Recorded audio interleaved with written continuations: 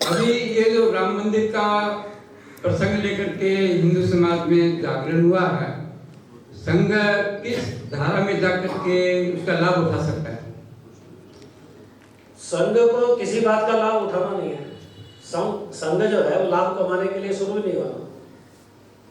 समाज को संगठित करना, समाज को एक दिशा देना, समाज परिवर्तन के काम में समाज को लगाना, संघ का वही मूल काम है। इसलिए ना तो संघ कभी ये कहता है कि हमने किया, किसी बात का क्रेडिट भी नहीं लेता है।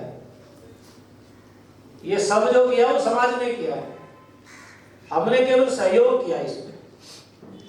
इसलिए संघ को कोई व्यक्तिगत लाभ या संघ के स्वयंसेवकों को या संगठन के नाते कोई लाभ इसकी आवश्यकता भी नहीं है और संघ लेता भी नहीं।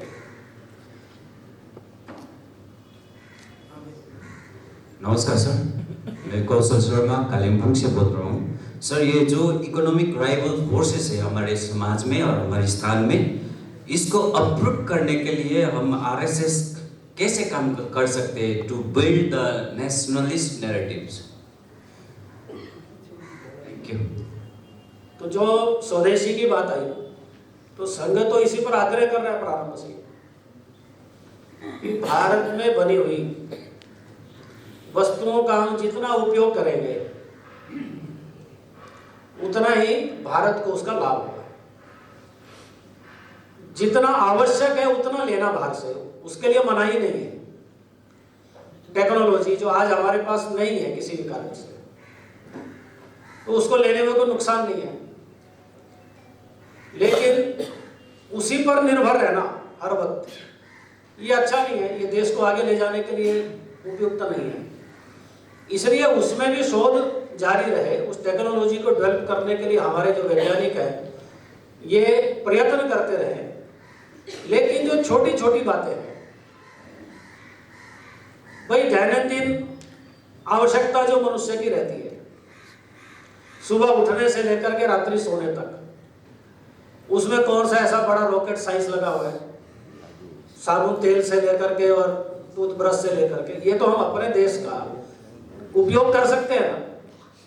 और उसमें एक मानसिकता थोड़ा अलग हट करके सोचना पड़ेगा कि उसमें क्वालिटी नहीं है, तो ऐसा नहीं है। आज भारत की कंपनियां भी अच्छा प्रोडक्ट तैयार कर रही हैं, केवल उस पर स्वाभिमान करना और उस पर विश्वास करना, इन दोनों बातों की आवश्यकता है। ये हमारा है, थोड़ा कम भी होगा तो चलेगा। जापान का उदाहरण हमने बहुत बार सुने होंगे, कई उदाहरण है जापान के। एक छोटी पेंसिल होती है ना, स्कूल में जो बच्चे यूज करते हैं, पेंसिल रबड़, वो अगर जापान की घटिया भी होगी तो भी उसी का उपयोग करते हैं। वहां के बच्चे को ये पता है कि मुझे जापान में बनी हुई पेंसिल ही उपयोग करनी है। बात छोटी है बहुत, लेकिन एक संस्कार देना, एक जीवन की दिशा तय करने का काम है। तो ये सब करेंगे तो बाकी जो सरकार के प्रयत्न है वो तो चलते रहेंगे, लेकिन समाज की भी कुछ भूमिका रहेगी। तो समाज ने सोचना है कि हम, और संघ इसके लिए अनेक वर्षों से प्रयास कर रहा है।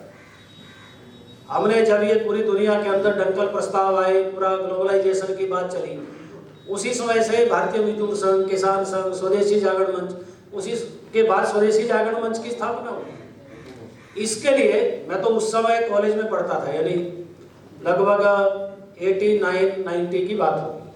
1991 में ये सारे विषय चला था। तो उस समय से ये सारे प्रयास चल रहे हैं, और स्वदेशी की बात संघ पहले से करता है। अनेक प्रकार के प्रयास अभी स्वदेशी जागरण मंच के माध्यम से, जो जिनको हम आर्थिक समूह के संगठन कहते हैं, भारतीय मजदूर संघ, किसान संघ, इनके द्वारा भी अनेक प्रकार के प्रयास इस सब के लिए चल रहे हैं। तो इसमें समाज को थोड़ा जागरूक करना, समाज को इस दिशा में लेकर के जाना, इसकी ज़्यादा आवश्यकता है। ये केवल संघ के करने से नहीं होगा। संघ तो अपना प्रयास जितना कर सकता है वो कर रहा है, ये सबको करने का प्रयास की आवश्यकता है। पीछे इधर भी राजेश अग्रवाल, मैं पूछ रहा था कि अपनी हिस्ट्री बुक जो बच्चों को पढ़ाते हैं उससे भी तो एक बड़ा नैरेटिव सेट हो रहा है। Aryan invasion theory, Mughal invasion, British invasion, तो एक कॉलोनियल माइंडसेट तो आ ही जा रहा है, तो ये कब अपने हिसाब से हिस्ट्री बुक्स ठीक होगी, किस तरह करनी चाहिए, इस पर थोड़ा चल रहा है प्रयास इसमें। अभी जो नई शिक्षा नीति आई है, तो नई राष्ट्रीय शिक्षा नीति के अंतर्गत भी इन सारे विषयों को बदलने का प्रयास हो। बदलने यानी सही इतिहास समाज के सामने, बच्चों के सामने आए, इसके लिए प्रयास हो रहे हैं। अनेक पुस्तकें लिखी भी गई है। अभी भारतीय इतिहास संकलन योजना जो इस विषय पर, इतिहास विषय पर काम करती है, उनके द्वारा भी अभी स्वाधीनता संग्राम के 75 वर्ष पूर्ण होने पर एक संकल्प उन्होंने भी लिया था कि 75 ऐसी पुस्तकें इतिहास के ऊपर वो लिखवा करके तैयार करेंगे जो भारत का सही इतिहास होगा। तो अभी मैं दिल्ली में जो अपना विश्व पुस्तक मेला अभी फरवरी में ही संपन्न हुआ, उसमें गया था, तो 22 खंड, उसके 22 पुस्तकें ये प्रकाशित हो चुकी है। तो धीरे धीरे वो आगे प्रयास चल रहा है उसका, 75 तक उसको भी लेकर के जाएंगे। भारतीय स्वाधीनता आंदोलन को सारा समाज के सामने लाएंगे, और नई शिक्षा नीति के अंतर्गत भी उसके लिए प्रयास चल रहे हैं। और नया जो पाठ्यक्रम लागू हो रहा है धीरे धीरे, तो इतिहास की पुस्तकों में सब बातें जो फेक नैरेटिव या गलत ढंग से घटनाओं को प्रस्तुत किया गया है, उसको हटाने का प्रयास, और सही इतिहास रिसर्च के आधार पर, खोज के आधार पर ये समाज के सामने है, उसके लिए काम चल रहा है। इधर पीछे लास्ट, चलिए इसके बाद आप पूछे। मैं अमित कुमार गुप्ता, मैं सिलीगुड़ी वासी हूँ। मेरा सवाल नारी सुरक्षा के ऊपर है। क्योंकि भारत विश्व का सांस्कृतिक धरोहर है, और इस सांस्कृतिक धरोहर की आधारशिला हमारी नारी शक्ति है। क्योंकि हमने मुगलों के काल से देखा है कि हमारे नारी शक्ति के ऊपर बहुत अत्याचार हुआ है, और आज भी नारी शक्ति के ऊपर अत्याचार हो ही रहा है। संदेश खाली उसका जीवंत उदाहरण है। तो मैं चाहता हूँ नारी सुरक्षा के विषय में क्या आगे कदम उठाए जा सकते हैं, यह इसका एक मार्गदर्शन आप करें। धन्यवाद। एक प्रयास तो सरकार की ओर से रहते हैं, यानी जो प्रशासन, पुलिस, इसकी मुख्य जिम्मेदारी रहेगी। लेकिन समाज की भी कुछ जिम्मेदारियां हैं, समाज के भी कुछ दायित्व है। तो जहां पर इस प्रकार के अत्याचार होते हैं, तो हमारा समाज ये चुप क्यों रहता है? इसके लिए कोई बाहर से कोई लोग आएंगे क्या? तो हमें ही वहां पर उसके कुछ उपाय सोचने पड़ेंगे। क्या कारण है? और जो हमारी बहनें हैं उनको भी सक्षम बनाना पड़ेगा, उसे प्रशिक्षण उनको भी देने पड़ेंगे ताकि वो आत्म सुरक्षा कर सके। ठीक है, कहीं पर कोई भीड़ है, मोह है, तो उसका तो एक अलग विषय होता है।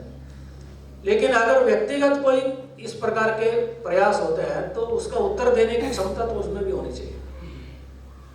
और नारी को हम ऐसा कमजोर क्यों मानते हैं? लेकिन उनको थोड़ा प्रशिक्षण है, समाज को जागरूक करना, समाज उनकी सुरक्षा के लिए सामने आए, ये भी सब प्रयास करने पड़ेंगे। और वो केवल संगठन को ही कर सकता है ऐसा नहीं है, संगठन के प्रयास जो होते हैं वो तो होते ही हैं, लेकिन सारे किसी पर निर्भर नहीं रहना, ये समाज को आदत लगनी चाहिए, समाज को ये ध्यान में आना चाहिए। तो ऐसे कुछ उपाय करेंगे और संस्कार अपने परिवारों के अंदर अपने। और एक बात और देखिए, अत्याचार करने वाले कौन है? केवल जो हमारे मन में वही लोग करते हैं क्या? ऐसा नहीं है। तो हमारे समाज में से भी कम है क्या महिला अत्याचार करने वाले या महिलाओं का शोषण करने वाले?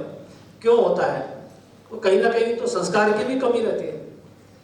देखने की दृष्टि जो बदल गई हमारी समाज की, महिलाओं की तरफ, माता बहनों की तरफ, उसको भी ठीक करना पड़ेगा। वो संस्कारों से भी अपने घर के जो बालक हैं, लड़के हैं, उनको भी संस्कारित करने की आवश्यकता है।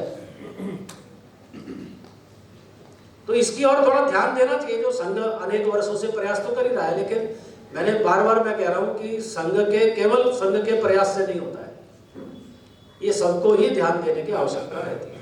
तो ऐसे कुछ कई उपाय हो सकते हैं जिन पर हम बैठ करके वहाँ चिंतन करें, उसके कुछ योजना बनाएं और उस प्रकार के उपाय करने का प्रयास करें। नमस्ते।